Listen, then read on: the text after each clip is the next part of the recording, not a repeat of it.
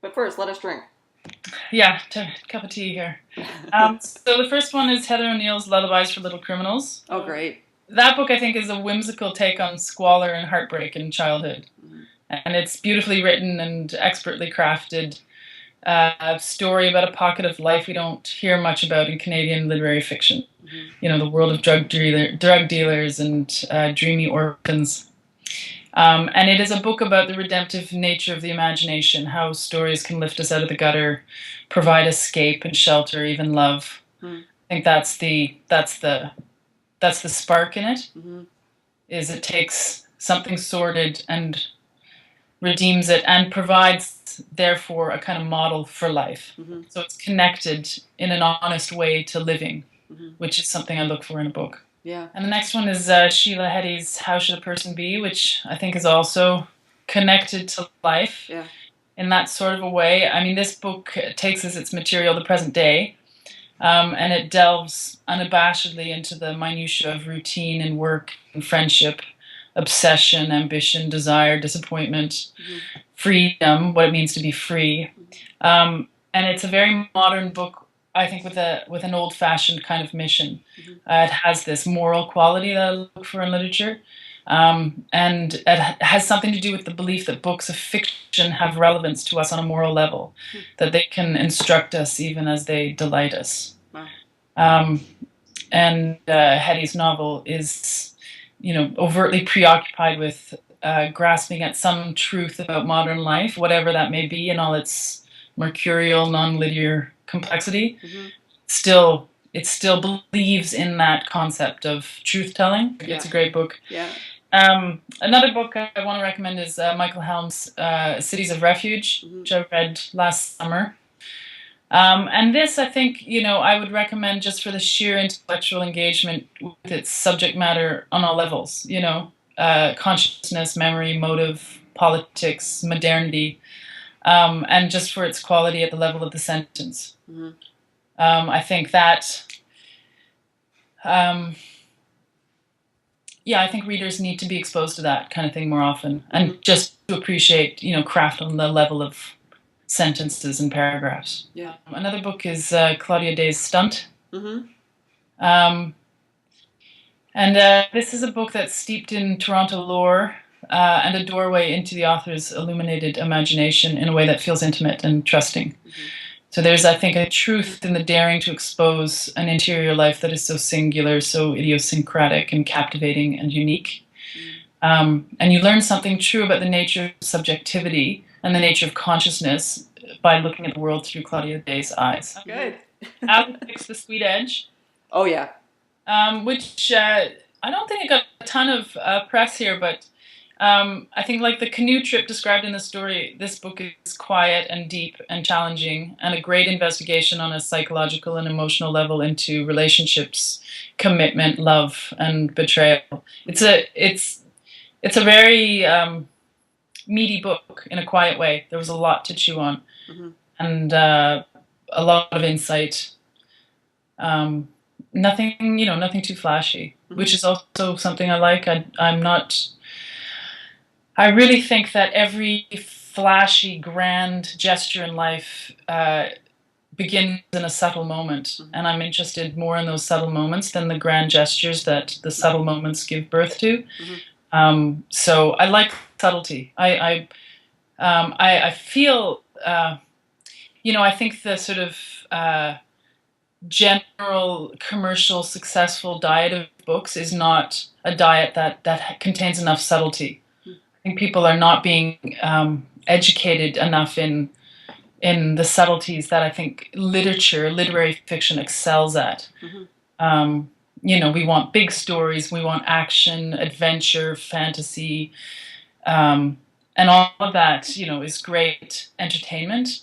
But if we don't also have in our diet quiet, subtle books, we've lost an education in a certain realm of human experience. And if we're not aware of those subtleties, then we become we become prey to the grand gestures. We live in a world of grand gestures, big political movements, and we don't understand how to control those because we don't understand the subtle motives and moments that drive these things. But and that's for me a moral mission of literature. Yeah, I just think that we're losing a little bit our ability to appreciate subtle, nuanced things, and that is what resides underneath on an emotional level.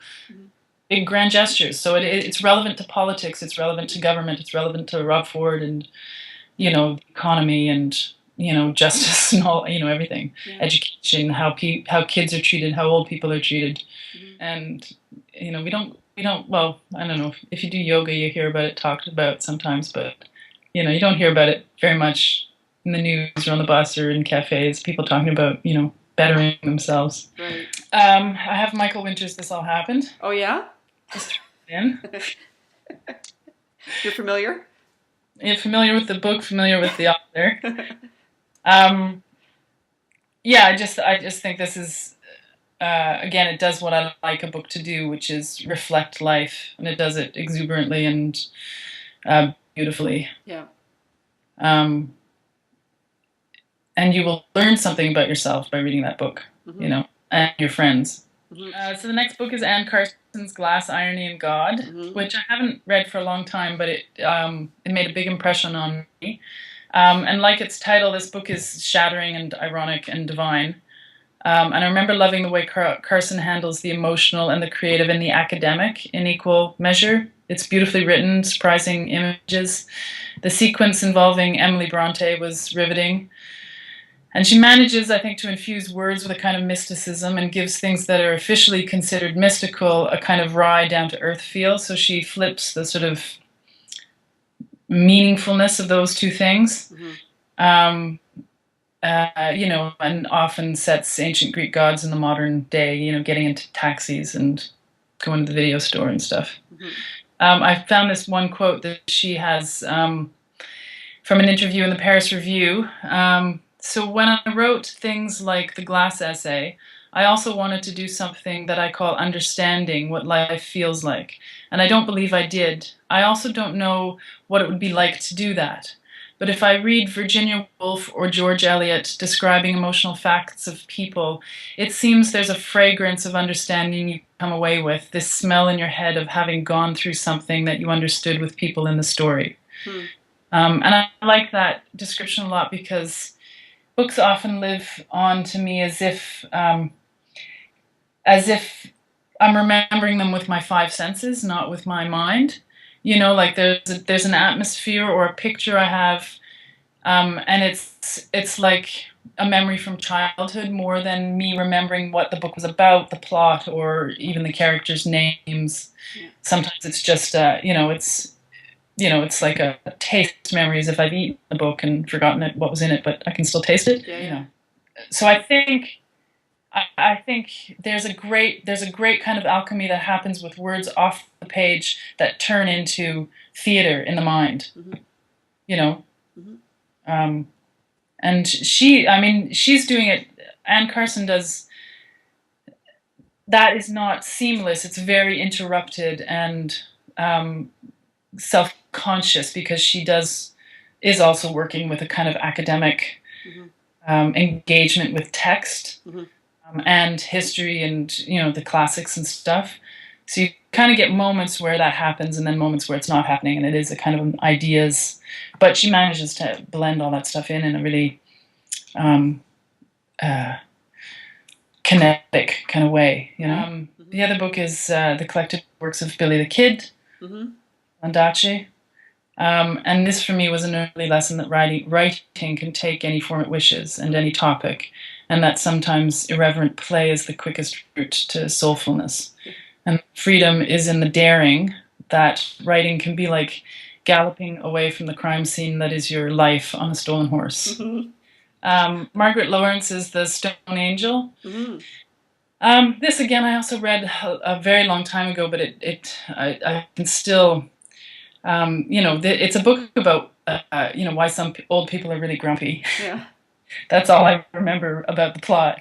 But it's a book full of setting and atmosphere, and similar to how Carson describes reading Woolf and Eliot. I read The Stone Angel when I was very young, but still see in my mind a kind of empty cabin on a kind of cliff surrounded by tall evergreens, the sea glinting in the distance. Like I don't know, I don't even know if that cabin belongs to the book, but that's the book. That's how it lives on in my, it lives like a faint memory of an experience. Because I think books they can enter you as experience, not as ideas. Yeah. So it just lived on for it has lived on for, 20 odd years as like a memory, almost from my own childhood. I've got three more books. Good. Gowdy's The Romantic. Mm-hmm. And I think we all want to understand more about why people are the way they are and how they got to be that way. And I feel a book like The Romantic is a roadmap across that kind of terrain. This book is also full of mysterious terrain itself, and nature and adventure and wild children and excruciating yearning and disinterest and sharp-eyed perception. I think Barbara Gowdy is like a bird of prey, and no human heart can escape her talent. Yeah. But I enjoyed that book. It was, it was a great combination of entertainment and all those other meatier things that I look for. Yeah. And Alice Munro's Lives of Girls and Women. And again, this is another book I read a long time ago.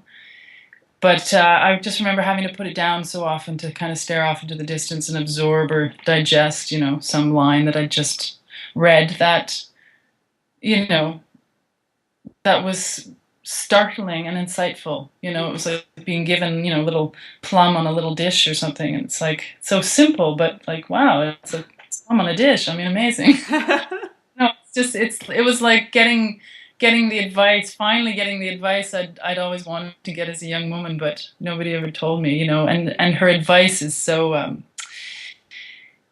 it's so brave and rebellious kind of advice in that book too. It's irreverent. It's not safe advice. That it's not, it's very dangerous insight.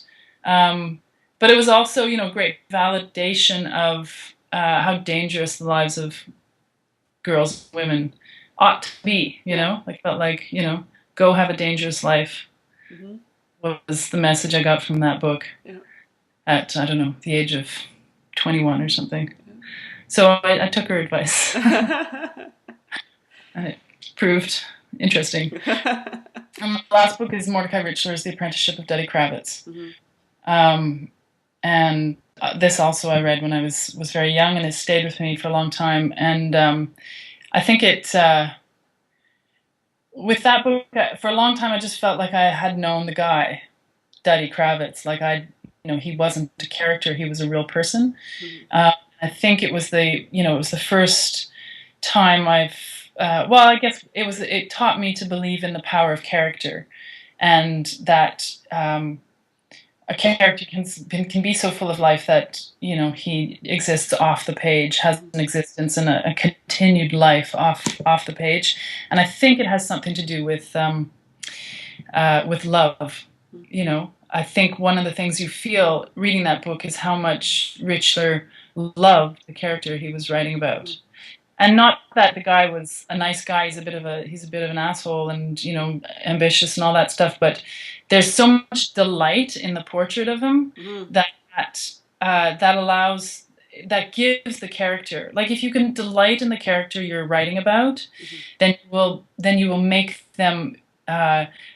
The more delight you can have in your head about the character you're writing about, the fleshier they will be, in your mind, the fleshier, therefore the fleshier they will be on the page, the harder you'll work at giving them a broader expanse on the page because, so I think for me the lesson was take delight and love your characters and they will live beyond the page. Wow. Whew. Good job.